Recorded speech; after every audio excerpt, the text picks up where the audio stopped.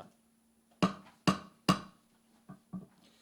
예, 계속해서 농업정책과 지도정책과 축산반려동물과 소관 상정안건에 대해서 질의답변을 실시하도록 하겠습니다. 예, 더 질의하실 의원님 계십니까? 예, 이은하 의원님 질의해 주시기 바랍니다. 네, 이윤하 위원입니다. 농업기술센터 좀 보겠습니다. 농업기술센터 본 예산이 2023년도하고 거의 대동소이합니다. 그죠? 예, 그렇습니다. 예, 2023년도가 본 예산이 1,397억이 잡혀 있었는데 1,398억 8억. 8,700만 원. 2024년도 지금 본 예산이 1,397억. 이렇게 비슷하게 맞추기도 96억. 쉽지 않을 것 같은데. 2023년도가 전체 예산 2조 2,420억의 한 6.2% 정도 차지한 것 같습니다. 예, 그렇습니다. 2024년도는 전체 예산 2조 2,937억에 6.1%. 이것도 뭐 거의 다 대동소이한 거죠. 네네. 농업 정책과가 비중이 꽤 높습니다. 한 50% 정도 차지하죠. 그렇죠. 예, 예. 근데 특이한 건 이제 유통과가 다른 과는 다 예산이 좀 거의 줄었는데 유통과가 좀 늘었어요. 상대적으로. 예, 예. 그렇죠. 예. 2023년도에 316억이 책정되어 있었는데 2024년도가 354억. 한 40억 정도, 30억? 3, 40억 정도 이제 증가 요인이 있는데 대표적인 게 뭐가 있겠습니까? 유통과? 무상급식 쪽이 이제 무상급식. 예, 그쪽에 단가가 거의 올라가다 보니까 네, 로컬 그쪽이 한 푸드, 42억 정도 42억. 이렇게 로컬 올랐어요. 푸드 그 센터 쪽. 예, 좀 그거는 뭐 일부 있고. 1억 12억 정도 12억 좀 올랐고요. 그렇죠.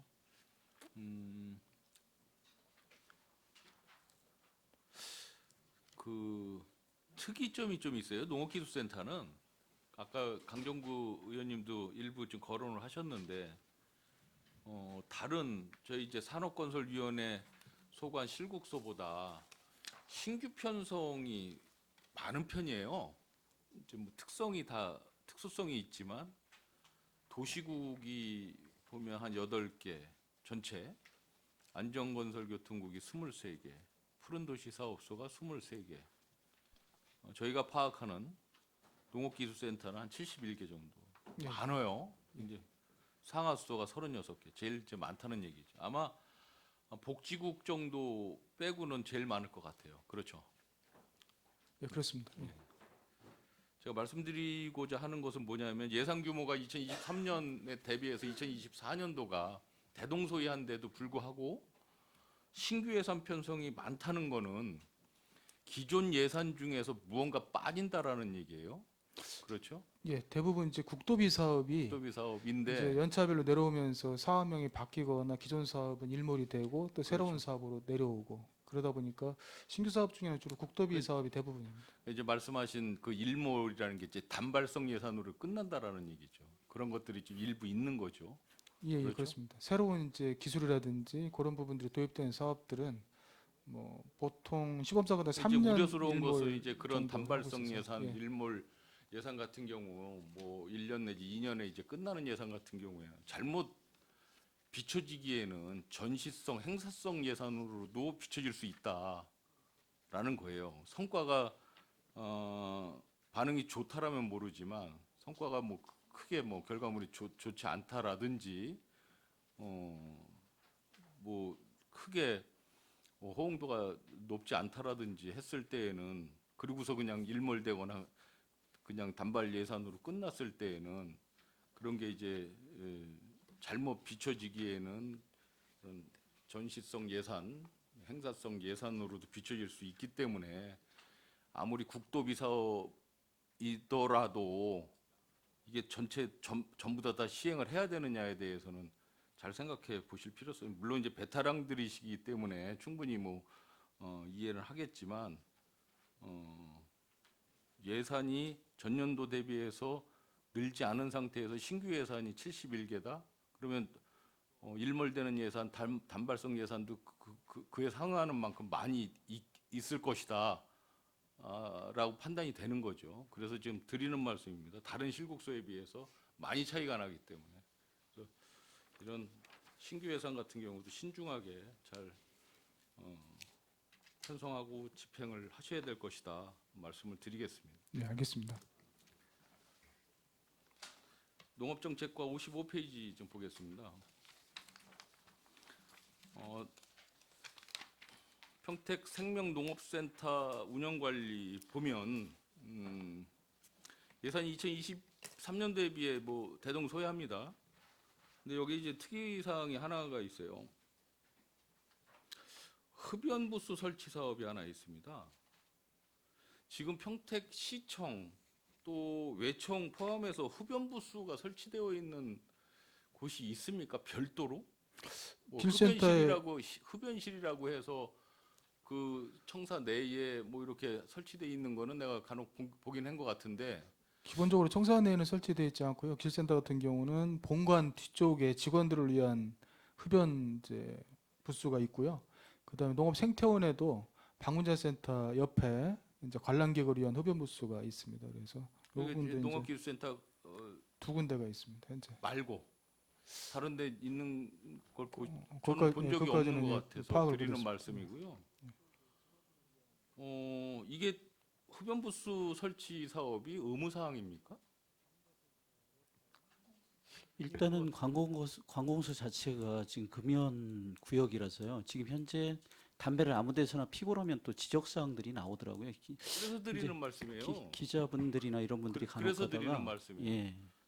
보면 국민건강증진법 무슨 시행규칙이라고 있는 것 같아요. 여기 학교, 의료기관 등은 절대 금연구역으로 돼 있고 거기는 흡연 뭐 이런 것도 부스도 설치 못하게 돼 있는 것 같아요. 아마도. 그리고 연면적이 1,000평방미터 이상인 사무실, 건물 및 공장, 관공서 등도 2006년부터 금연구역으로 지정 강제 이제 규정을 한 거예요. 근데 이제 흡연실 설치 규정도 있긴 있어요. 보면 관공서에도 일부 있긴 있는데 과연 이렇게 금연 구역으로 금연 건물로 지정할 수밖에 없는 상황인 관공서에 굳이 이렇게 본청에도 없는 흡연 부스를 설치를 해야만 할 것인가? 라는 생각은 다시 한번 생각해 볼 필요성이 있더라. 흡연자의 권리도 충분히 보장해 줘야 되는 상황이긴 하지만 관공서에서 나서서 흡연 부스를 설치한다? 의원님 그거는 관공서에서 나서서 하는 거는 아니고요. 지금 농민회관 있는 데는 지금 1층에는 카페가 있고요. 그다음에 이제 농업인들이 이제 주로 오셔서 회의 같은 거 하시는데 그 단체에서 이제 건의를 한 사항입니다. 이게. 단체에서 건의를 해도 이거는 글쎄 한번 다시 한번 재고를 하실 필요성이 있을 것 같아서 제가 드리는 말씀입니다. 이게 본청에 흡연 부스가 있습니까? 없어요. 송탄 출장소에 흡연 부스 있습니까? 없어요. 흡연하는 구역은 있겠죠. 그렇죠? 부스까지 만들어 놓진 않아요. 저희 평택시의회도 요 3층 꼭대기층에 그 이렇게 가건물 지구를 이렇게 해놓은데 흡연할 수 있는 장소만 마련되어 있지 흡연 부스라고 따로 설치되어 있지는 않습니다. 참고하셔야 되는 거예요. 근데 청사 내에서는 이제 흡연 자체가 안 되기 때문에 흡연할 경우에는 이제 부스를 설치해서 그 안에서만 피우게 돼 있거든요. 그래서 우리 저기 길센터 근데 본관 내에는 흡연 구역을 지정할 수 있는 이제 공간 자체가 없기 때문에 그래서 이제 본관 건물 바깥에 별도의 장소에다가 이제 부스를 설치해서 이제 흡연할 수 있도록 이렇게 해놓은 거거든요. 그럼 평택시청 그 전문위원님, 평택시 그 시청 또 외청 흡연 부스 설치 현황 좀 자료 좀 뽑아서 오늘 중으로 좀 저 좀 갖다 주십시오. 네. 57페이지 보겠습니다. 농민 기본소득 지원 사업 보겠습니다.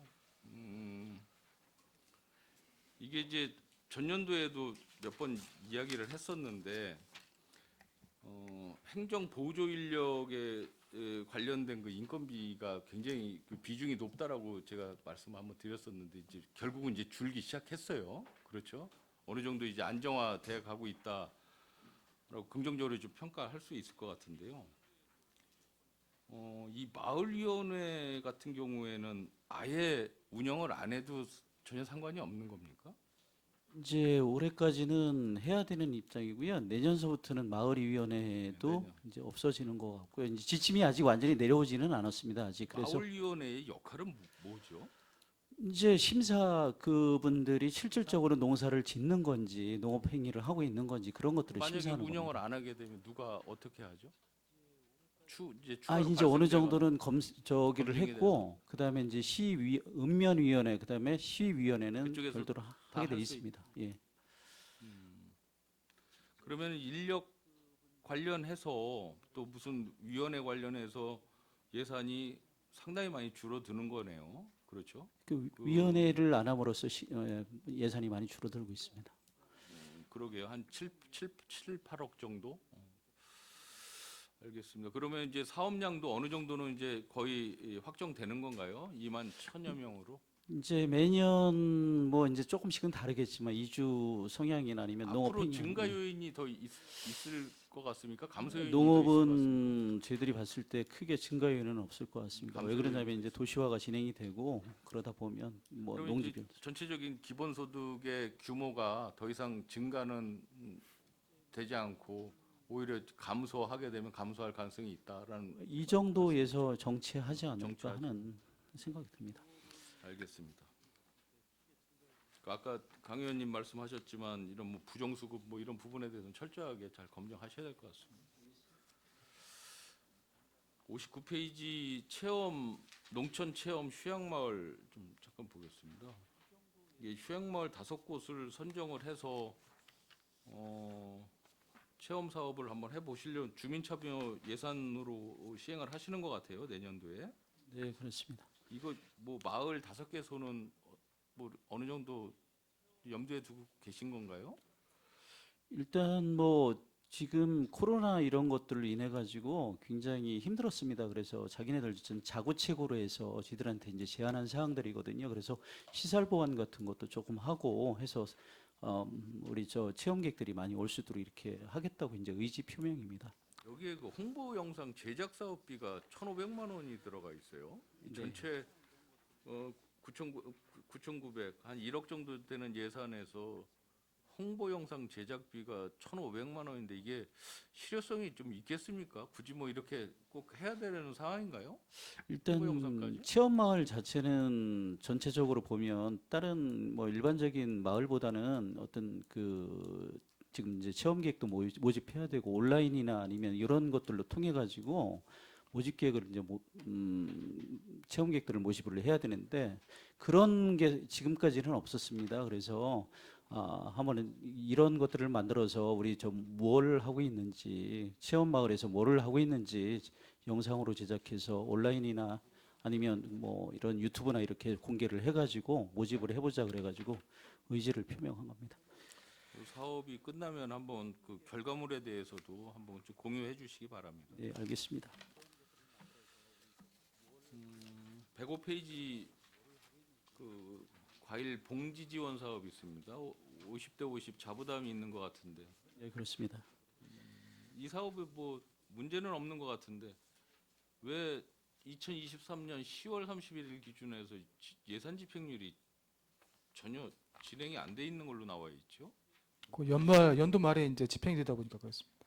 이게 연도 말에 예, 통상적으로 이제 예산을 신청을 받으면 저희가 이제 보조금 내년도 거를 아니 연말에 아니 하는 거예요? 이제 올해 하는 사업들에 대해서 사업이 완료되고 난 다음에 보조금이 아, 집행되다 보니까 보통 일단은 본인들이 통상적으로 다 하고 예. 그래서 연도 말에 지금 하고 그게 있습니다. 의미가 좀 퇴색되지 않습니까? 미리 해야 되는 게 맞는 거 아니 아닌가요? 이제 그 서류 같은 것들 제출하는 기간도 있고 그래가지고 농업인들이 아무래도 그런 것들이 조금 이제 농번기 시절에는 잘 챙기지 못합니다. 그래서 농한기 그러니까 시절에 내년도 거를 만약에 금년 말에 지급한다든지 하면 혹시 아니, 이해하겠는데 모든 진행 사업이 다 끝나고 대부분의 이제 길센터 하고 있는 보조 사업들이 어, 예, 뭐 다 성금을 끝난 지불하고 다음에. 그러지 않고 사업이 완료되고 난 다음에 보조금 교부 신청이 들어오면 보조금 교부하기 때문에 통상적으로 11월, 12월에 많이 집행이 되고 있습니다. 예. 108페이지 좀 생소해서 이거는 좀 여쭤보는 겁니다. 가루쌀이 뭡니까? 이게? 가루쌀은 농촌진흥청에서 개발한 이제 쌀 품종인데요. 예. 보통 통상적으로 일반적인 쌀은 습식 분쇄라고 해서 물에 불렸다가 쌀가루를 만들어서 떡을 찌거나 그렇게 하는 건데 이 가루쌀은 건식 분쇄라고 해서 밀가루처럼 그냥 손으로 이제 으깨도 이제 이렇게 가루가 되는 그런 쌀 품종입니다. 그래서 이 쌀로는 이제 밥을 해 먹을 수는 없고 가공용으로만 쓸 수가 있습니다. 쌀가루 생산용으로. 그래서 일반적으로 밀가루하고 쌀가루 차이점이 쌀가루는 이제 가루를 만들 때 표면이 거칠거칠해가지고 좀 그런 부분인데 가루쌀 밀가루처럼 이제 표면적이 둥글둥글해가지고 가공하는데 좀 적합한 그런 쌀. 평생을 쌀을 먹어봤지만 잘 모르겠고요. 요건 이제 나온 지가 얼마 안 됩니다. 이거를 왜 지원을 해야 되는 거죠? 이 재배단지에는 특별히?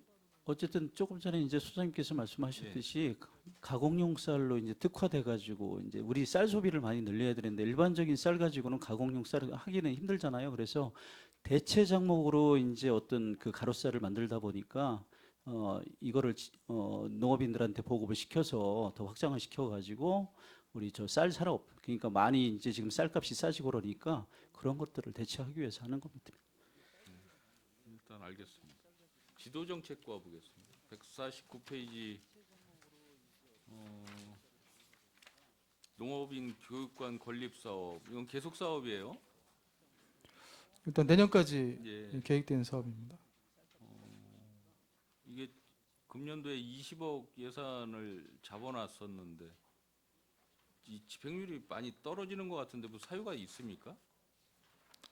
저희가 전체적으로 이제 용역을 하는 과정에서 이제 행정적인 절차, 그러니까 뭐 공공건축지원센터 사전검토 및 이제 각종 심의에서 그 심의 일정이 좀 지연된다거나 또 이제 BF 예비 인증 심사하고 그거 할 때 이제 그런 부분들에서 행정적인 절차에서 좀 지연되다 보니까 용역이 중지되고 이제 해서 최종적으로 이제 12월 달에 용역이 완료되고 해서 업체 이제 낙찰되면 바로 착공이 가능합니다. 그런 행정 절차 추진 때문에 좀 착공 시기가 좀 딜레이 됐습니다. 그 지금 20억 예산이 내년도까지 그냥 계속비 사업으로 들어간다는 말씀이시죠? 비용 자체가.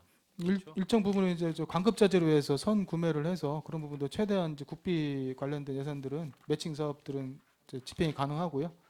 사업 이게 자체는 이제 준공이 내년까지로 되어 있는데 내년 준공에는 차질이 없습니까? 현재 일정상으로는 차질 없고 2015년 실용교육 때부터 2025년 예 그때부터 이제 건물을 활용할 걸로 판단하고 있습니다. 알겠습니다.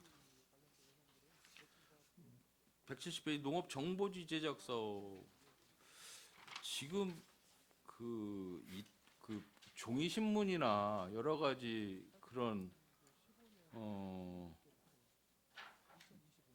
주간지나 뭐 여러 가지 홍보물 같은 경우가 사실은 그 모바일로도 많이 대체가 지금 되고 있는 상황이에요. 그렇죠? 네 그렇습니다. 그 SNS 뭐 이런 걸로 홍보도 많이 하고 있는데 이거를 정보지를 제작을 해서 이게 실효성이 좀 있겠습니까? 저는 조금 이해가 쉽게 되지는 않아요. 이런 게 있던 거를 그대로 시행을 한다라면 이해를 하겠는데 이 없던 거를 다시 만들어서 이 정보지 같은 거를 뭐 신문 이 뭐 부분은 이런 걸 만드는 거 아니에요? 이 부분은 저는 이제 뭐예요? 어떤 거? 전에 이제 말씀드렸듯이 국비 사업으로 내려와서 네. 지속적으로 제작을 하다가 이제 국비 사업이 이제 일몰되면서 이 부분은 신규로 다시 원래 11호 원래 국비로 제작을 하던 것을 예, 그렇습니다. 이제 재원을 좀 바꿔서 다시 하다 보니까 신규 사업이 됐습니다. 제가 추가로 좀 말씀드리면 농업 정보지를 보시는 분들이 거의 고령자들이십니다. 이제 신문이나 이런 분에 익숙해졌던 분들이 많고 또 저희 농촌 지도자나 농업인 단체들이 무슨 말씀인지 알겠어요. 그래서 제가 이게 여기에 지금 신규 사업으로 되어 있어서 아니요 국비 사업이었는데 그러면 여기서 예. 표시라도 좀 해주셔야지. 그건 국비 일몰로 예, 인하여 다음부터는 그렇게 이렇게 하겠습니다. 해서 예. 11로 하게 됐다라고 하면 쉽게 이해할 텐데 그 하던 거를 하면은 제가 이해를 하겠는데 없던 사업을 이렇게 한다라고 하면 좀 문제가 있다라고 제 지적을 하려고 했었던 거예요. 넘어가겠습니다. 193페이지 운송 서비스 시범 사업. 이게 저희가 이제 현장 이렇게 방문하고 그랬을 때도 일부 좀 이야기가 됐었던 건데 시행이 좀 되는 것 같습니다. 이제 내년부터 그렇죠? 시행하려고 하고 예, 있습니다. 서비스 차원에서 이 금액 책정은 어떻게 지금 되는 거죠? 이 77,000원이 50%가 77,000원이라는 말씀이신 것 같습니다. 그거는 맞죠? 저희가 이제 1톤, 1.4톤 미만 같은 경우는 통상적으로 편도 기준 5만 원 정도 하거든요. 그리고 5톤 이상이 10만 원이고 해서 이게 톤수별로 금액의 차이가 있어서 그 금액을 저기 평균 내서 그렇게 해서 현재 그 건수 같은 경우도 저희가 2019년도부터 2023년도 평균을 10월 내보신 거예요? 달까지 그 평균 이제 건수를 감안해 가지고 그 전체 100%가 이제 운송 수단이 아니기 때문에 통상적으로 이제 전년 이제 임대 건수의 18% 정도 그 건수는 그렇게 반영을 하고 해서 이제 산정을 하게 됐습니다. 이 운송 서비스도 뭐 용역 회사 같은 걸 지정을 해야 되겠네요. 그렇죠? 그렇죠. 위탁하는 이제 위탁을 업체 기존에 하든지. 이제 관내 운송 업체하고 계약을 해서 그 업체에서 서비스하도록 그렇게 그런 할 것도 예정입니다. 일단 시범 사업을 하고 난 다음에 그 결과물에 대한 좀 반응을 좀 공유를 같이 해주셨으면 좋겠습니다. 예, 이거 저희가 다른 지자체에서 이거 시행하는 데 있습니까? 이런 서비스? 일부 시군에서 이제 하고 있습니다. 예, 시행하는 반응은 경우가 어떻습니까? 당연히 좋겠죠. 예. 맞습니다. 농기계 임대 본소하고 이제 북부하고 그 다음 장 보면 아까도 잠깐 언급을 하신 것 같은데 예산을 좀 조정을 하다 보니까 농기계 신규 그 농기계 구입량을 대폭 줄이신 것 같아요. 고쳐 쓰겠다. 네, 그렇죠? 예산 자체가 좀 어렵다 보니까 음. 최대한 이제 신규 구입하는 물량은 국비로 내려오는 이제 노후 농기계 임대해야 되는 사업을 제외하고는 이제 가능하면 이제 내후년 쪽으로 이제 2월 시키는 쪽으로 그게 저희가 뭐, 방침을 정했습니다. 그게 뭐 문제는 없겠습니까? 이러면? 그 문제가 없을 걸로 이제 해당 팀하고 다 얘기해서 그렇게 했습니다. 알겠습니다.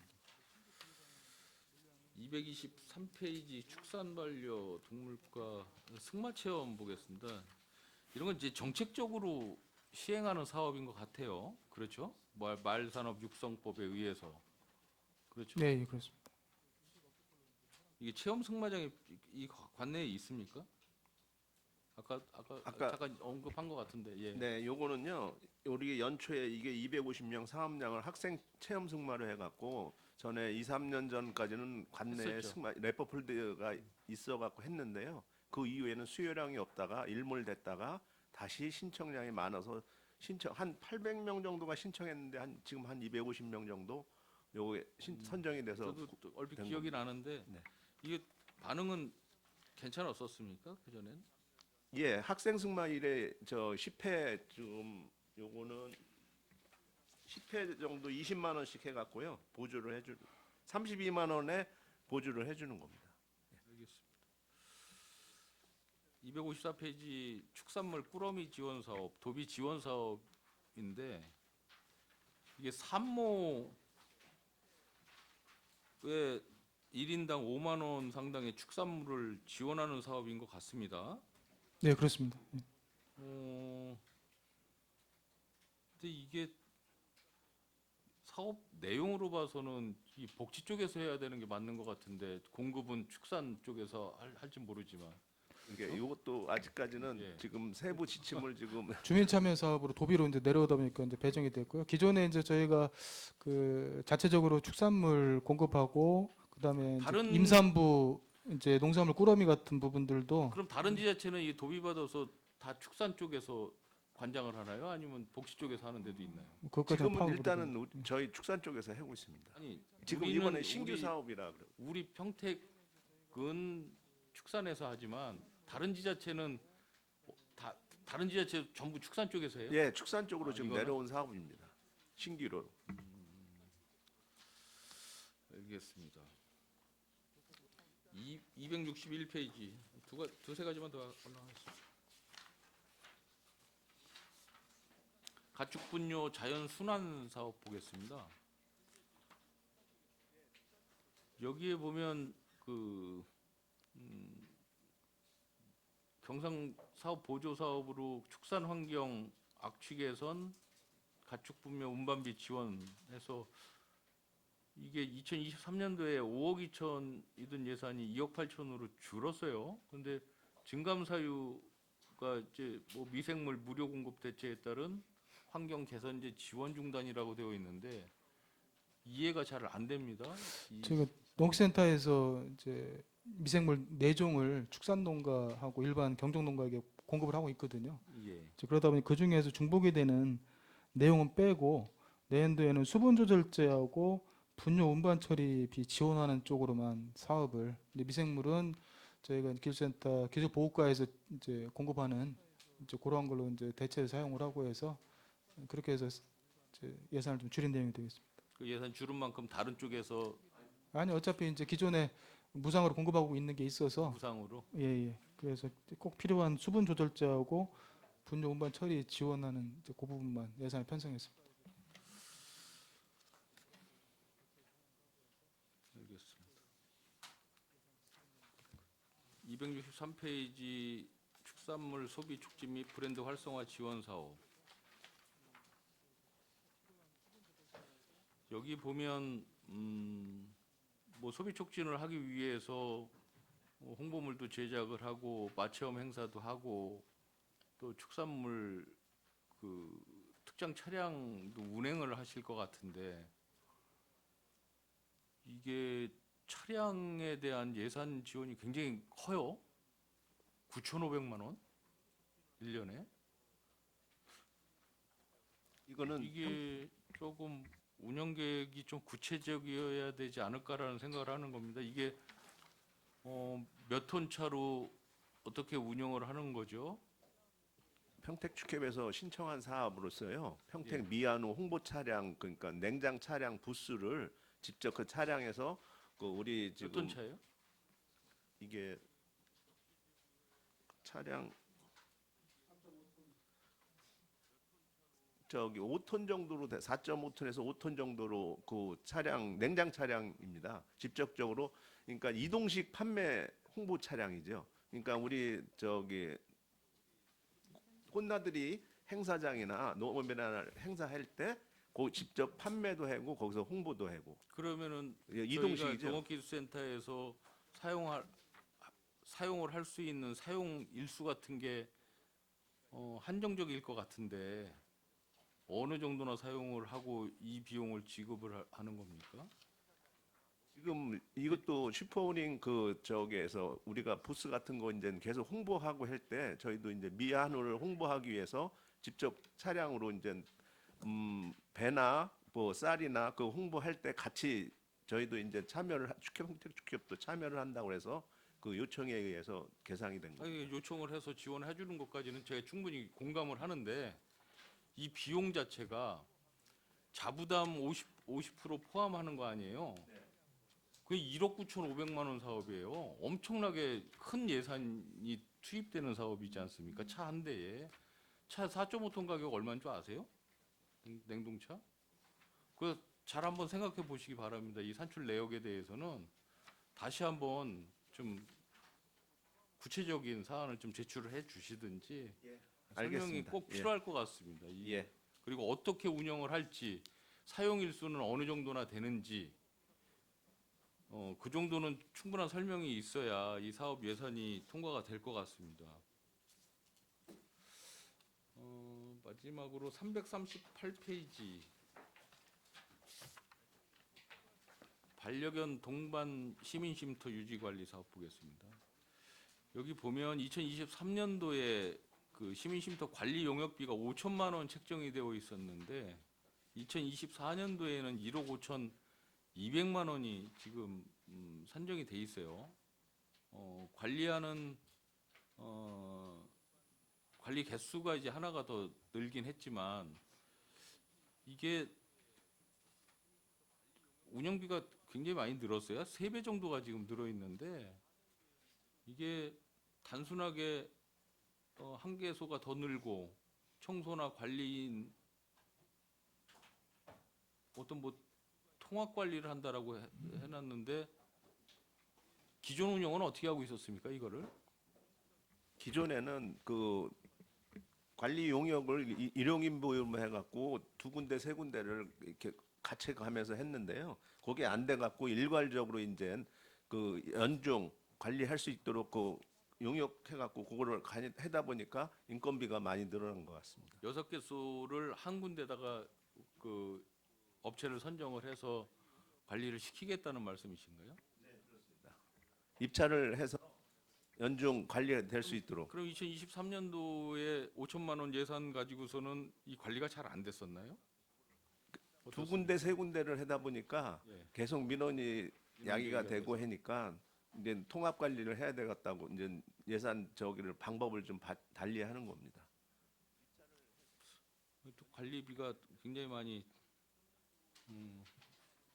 올라서 뭐 이렇게 해서 관리가 잘 되면 좋긴 하겠지만 알겠습니다. 이것도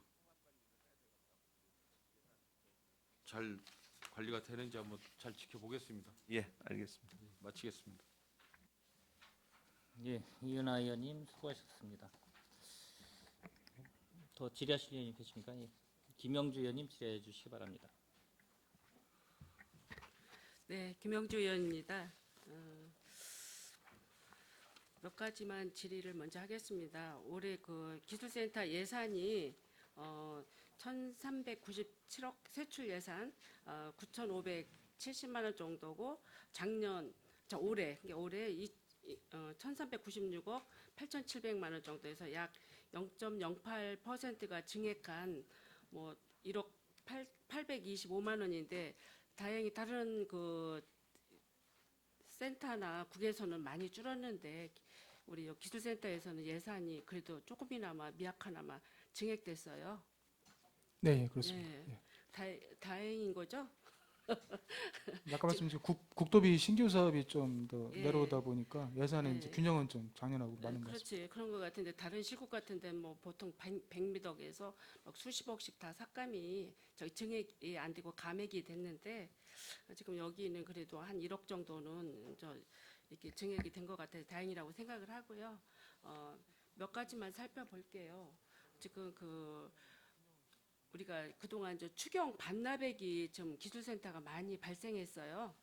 지금 그 추경 반납액을 살펴보니 지금 농업정책과에서 8건 해가지고 한 43억 2천만 원 정도가 발생했고 유통과에 한 5과에서 지금 뭐 3억 5,200만 원 정도가 발생했고 축산과가 3건에 4억 5,824. 그래서 반납액을 살펴보니까 총 올 예산에 51억 3,100만 원 정도가 이렇게 이제 반납 요구가 이제 들어왔습니다. 예, 그렇습니다. 그런데 이게 본 예산을 책정을 할 때 이게 이제 반납 요인이 발생하지 않도록 적당하게 해야 되는데 이게 물론 이제 다 그 과에 따라서 다 사정과 요인이 있겠지만 그래도 이게 많은 그 액이 이게 발생 요인이 지금 생겼어요.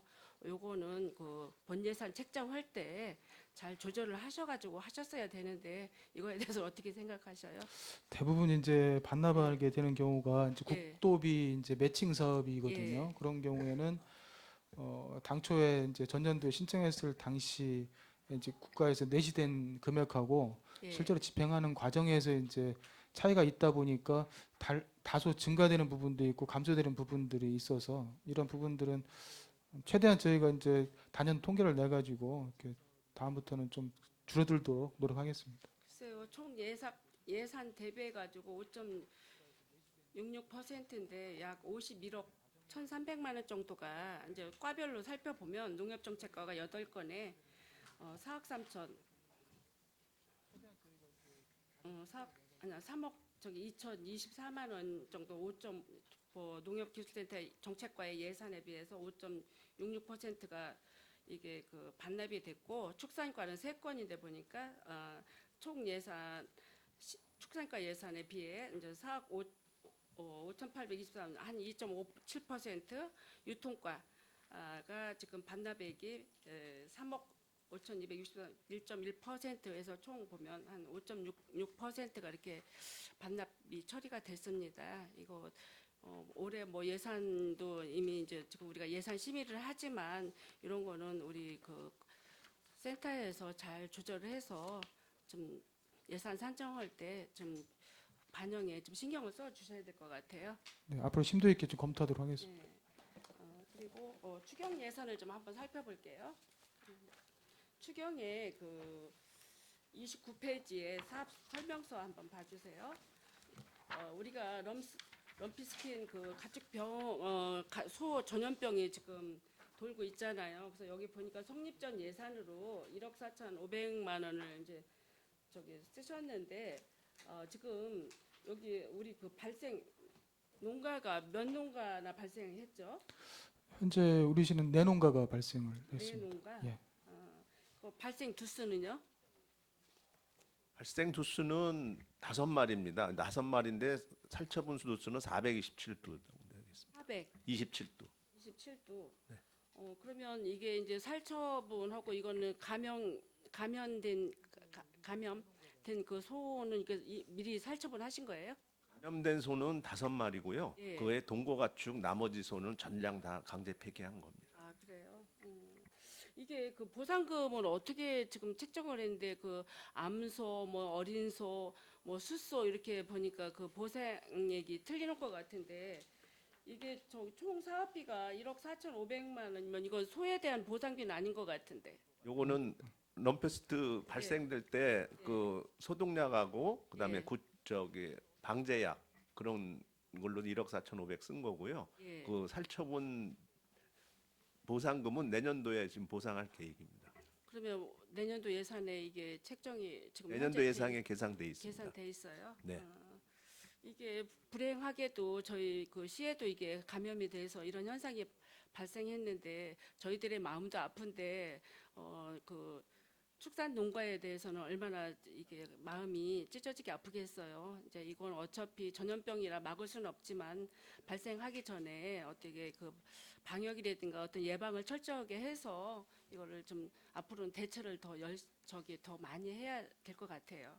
네, 알겠습니다. 본 예산을 좀 한번 살펴볼게요.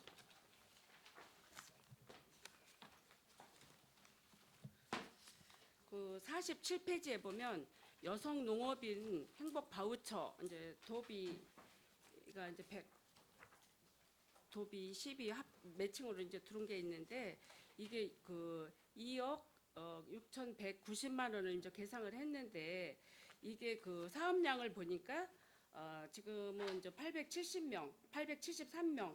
애초 이게 500명이었는데 그 873명 약 한 373명이 늘었는데 이거 늘은 그 요인은 뭐죠?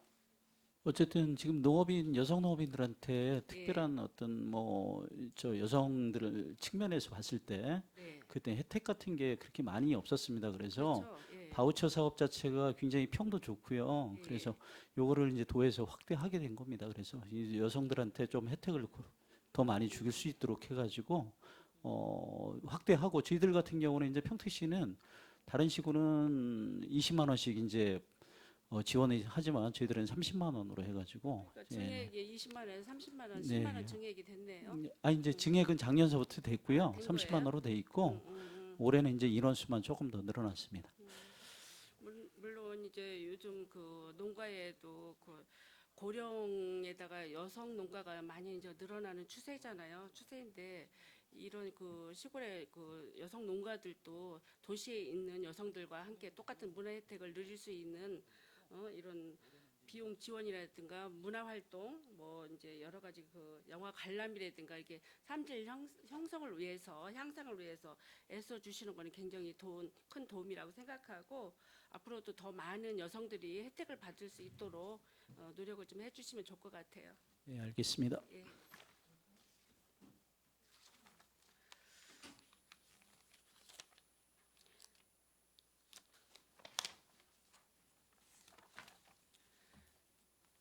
다음은 그 72페이지를 한번 봐주시면 맞춤형 비료 지원이 있어요. 6,600만 원을 이게 이제 사업비로 이제 계상을 하셨는데 이게 사업량이 12만 포 20kg짜리 이게 몇 포예요? 헥타당 22.5포. 예, 22.5%입니다. 5%를 5%를 이렇게 진행한다고 했는데 단가가 지금 보니까 이게 그 5,500만 원이네요. 5,500원. 아니요, 참 5,500원. 근데 제가 궁금한 게 슈퍼우닝 단지 농가를 왜 제외를 시키죠? 그거는 별도로 예. 저기 단지 농가들은 별도로 비료를 공급하고 있기 때문에 중복 지원 때문에 아, 그렇습니다. 중복대원 때문에 저기 이 사업은 지금 이제 농업정책과에서 하는 거고요. 예. 그 슈퍼오닝 단지 관련해 우리 저 기술부에서 별도로 하고 있습니다. 그래서 거기는 별도 지원을 하고 있습니다.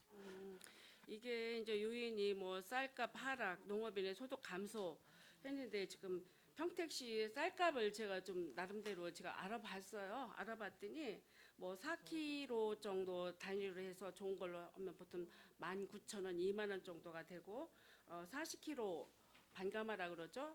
뭐 보통 20만 원이더라고요. 그리고 80kg 한 가마 뭐 보통 이제 40만 원 선인데 이게 농민들은 쌀값이 굉장히 그 하락했다고 하는데 소비자들은 사 먹으려면 이게 굉장히 큰 돈으로 쌀값이 이렇게 인상됐냐고 이런 얘기 못 들어보셨어요? 그 아까 실제로는 아까 예. 이제 소포장할수록 단가가 올라가다 보니까 4kg는 예. 아까 이제 19,000원, 6만 원대 예, 하고 2만 원, 있는데요. 예.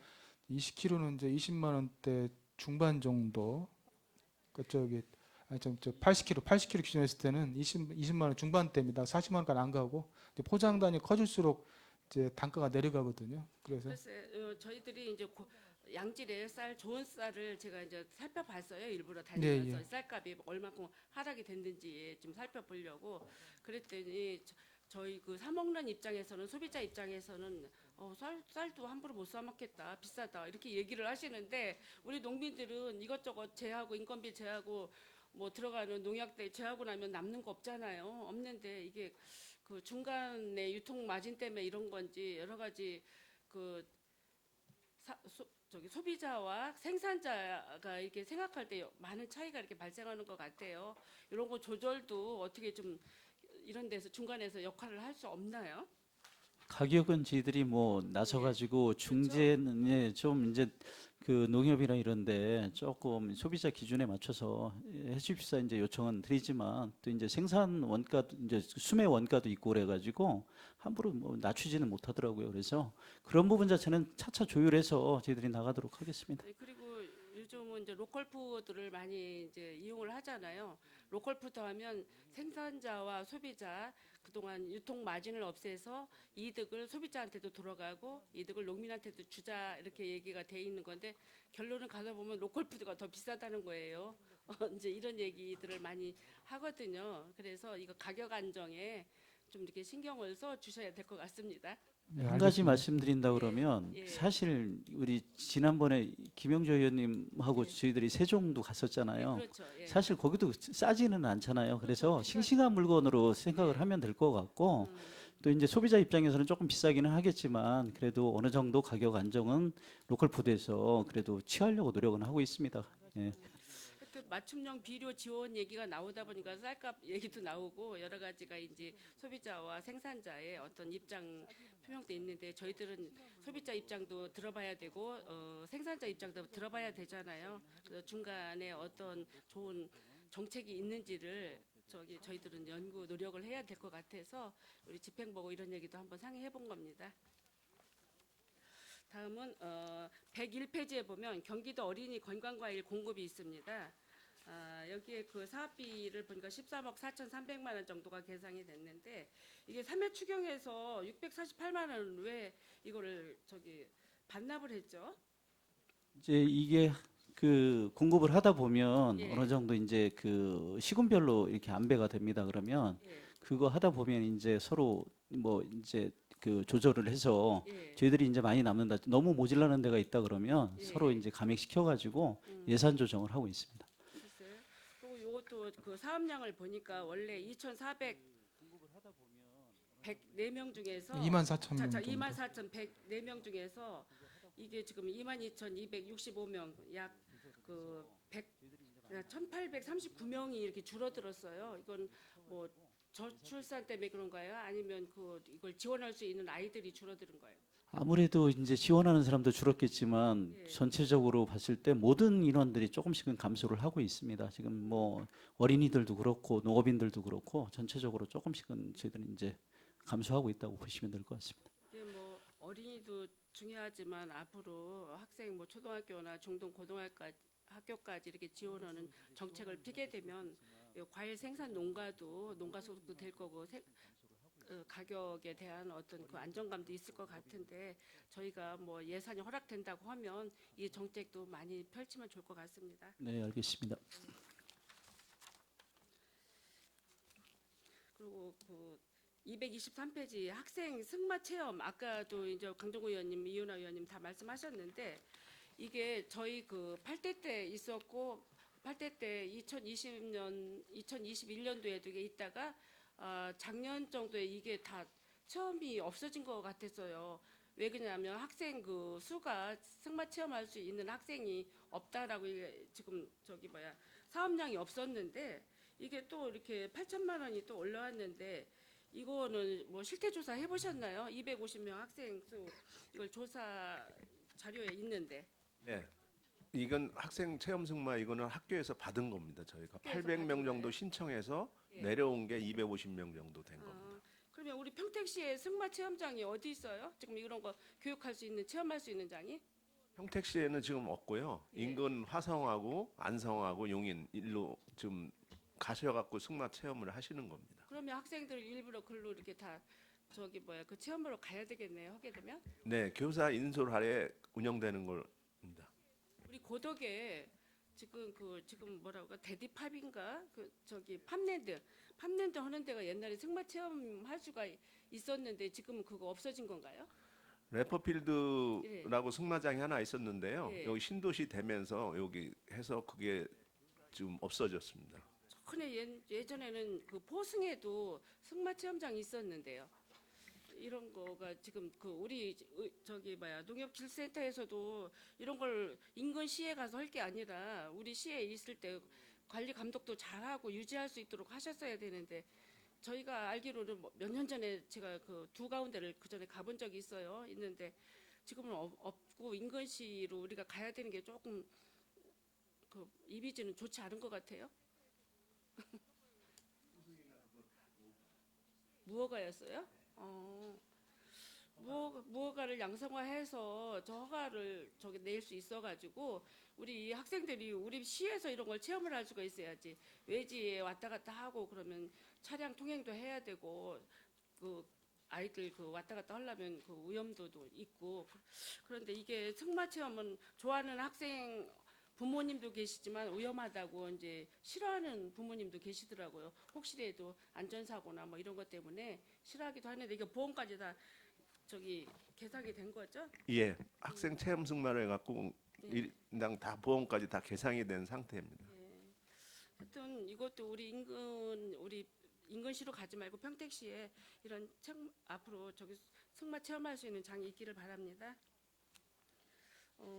다음은 329페이지에 보면 위기동물 인수제 정착 지원 해가지고 6,400만 원이 예시가 됐는데 이거를 보니까 유기된 동물들 그러니까 버려진 동물들을 사육 포기한 사람들 상담 교육을 연계해서 양육할 수 있는 인건비네요. 이게 인건비 2명 이거를 계상하셨는데 이거 얼만큼 이게 사육 포기란 양육을 포기한 이 가정에 대한 이 상담 교육에서 얼마만큼 이 효과가 있을 거라고 생각을 하셔요?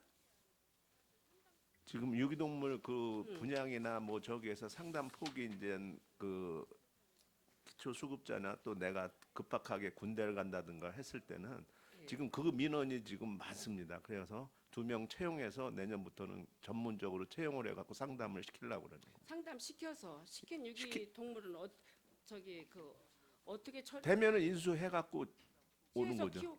키우고 있어야 되나요? 어떻게 해야 돼요? 이것도 일정 수준 지나면은 똑같이 보호소로 갑니다. 보호소로 가야 돼요? 네. 이거 일정 수준 이게 지금 교육 상담해가지고 이거를 동물 보호하고 있으려면 여러 가지 또 비용도 산출되고 이럴 텐데 이런 것도 조금 문제이긴 하네요. 지금 그래서 그 전문 상담 요원을 해서 그거 하고 나서 그 상담에 우리가 인수할 수 있는 조건이 되면은 인수해서 보호소로 보내질 겁니다. 이게 신규 사업이라 6,400만 원이 지금 네, 계산이 인건비 됐는데 계상이 된 거예요. 과연 얼마만큼 유기 반려견들을 우리가 보호를 해가지고 다시 우리 품으로 돌아올 수 있게 할지는 모르지만 이게 신규 사업인데 이것도 조금은 생각을 해보셔야 될 것 같고요. 마지막으로 335페이지 한번 봐주세요. 반려견 간이 놀이터 조성 지원비가 2천만 원이 요구가 됐어요. 이게 보니까 목줄 없이 쉴 수 있는 쉼터를 이제 조성하는데 시민들에게 쾌적한 반려 문화 공간을 제공을 한다고 했는데 이게 저는 조금 염려스러운 게 목줄 없이 쉴 수 있는 쉼터 이럴 때 그 비반려견이라든가 그 반려견을 키우는 사람들이라도 혹시라도 목줄이 없다고 이렇게 풀어주면 어떻게 오염 발생이 어떤 시간에 이렇게 발생할지 모르는데 이런 거는 조금 더 좀 생각을 해보셔야 돼요. 목줄을 풀어놓는다. 이거 어떻게 생각하셔요? 이것도 신규 사업이네요. 도비 예, 내시된 예. 사업입니다. 그러니까 운영돼 있는 그 대형견이나 소형견 해서 다 그 놀이터 안에서는 목줄 없이 그냥 풀어놓고 있습니다. 그래서 그것뿐이 아니라 일단 거기에 따른 시설 수리나 그거에 따라서 시설비 그런 걸로 좀 사용할 계획입니다. 그러면 놀이공간이나 이런 공간에서 혹시라도 또 그럴 뭐 없다고는 발생 안 된다고는 생각을 못 할 거예요. 혹시라도 이렇게 뭐 걔가 이제 확 하고 이제 물거나 뭐 어떤 그 사고가 발생했다. 그러면 이거 누구 책임이죠? 반려견주하고 같이 들어가서 우리가 저희가 경고 문구를 썼습니다. 그 입질이나 싸움에 대해서는 반려견주가 다 전적으로 책임지는 걸로. 또 이거 장소 제공을 한 시도 책임을 면하지는 못할 것 같은데요. 그럼 목줄 개물림 그 놀이터 내에서 아직까지 개물림 사고 보고된 건 없었습니다. 여태까지. 하여튼 뭐 지금은 사고가 발생하지 않더라도 차후에 발생할 거를 예견하셔가지고 대처도 열심히 좀 좋게 이렇게 이렇게 생각을 좀 많이 하셔야 될 것 같아요. 예, 알겠습니다. 그리고 제가 이거 한 가지 아까도 보여드리긴 했지만 이게 시흥 갯골 생태공원에 가니까 강아지 그림인데 이게 뭐냐면 반려견들을 많이 이렇게 데리고 다니잖아요. 그럴 때 보니까 배변 봉투를 안 갖고 다니는데 이게 뭔가 뽑아 보니까 이게 여기서 이렇게 배변 봉투가 하나씩 비닐로가 나올 수 있게 이렇게 했더라고요. 그래서 우리 공원에도 이런 걸 한번 설치하면 좋을 것 같은데 한번 좀 생각 좀 해보세요. 이거 예쁘고 귀엽더라고요. 그거는 공원과하고 저희가 예. 할 수 있는 게 아니라 공원과 내이기 때문에 예. 공원과하고 한번 우리가 많이 시민들이 다니는데 한번 공원과하고 한번 충분히 협의를 해보겠습니다. 네, 공원도 공원이지만 우리 저기 반려견 놀이공원에도 이런 게 좀 있으면 좋을 것 같아요. 어떤 때 갑자기 준비가 안 됐을 때는 당황하잖아요. 이럴 때 좋은 것 같아요. 지금 반려견 놀이터에는 그 배변 봉투가 다 준비되어 있습니다. 아, 그래요? 네. 이것도 귀엽고 발상도 이쁜 것 같아서 한번 보여드리는 거예요. 예, 알겠습니다. 이상입니다. 애쓰셨습니다. 예, 김영주 의원님 수고하셨습니다. 예, 위원 여러분, 원활한 회의 진행을 위하여 잠시 정회하고자 하는데 있습니까? 예, 이가 없으므로 10분간 정회를 선언합니다.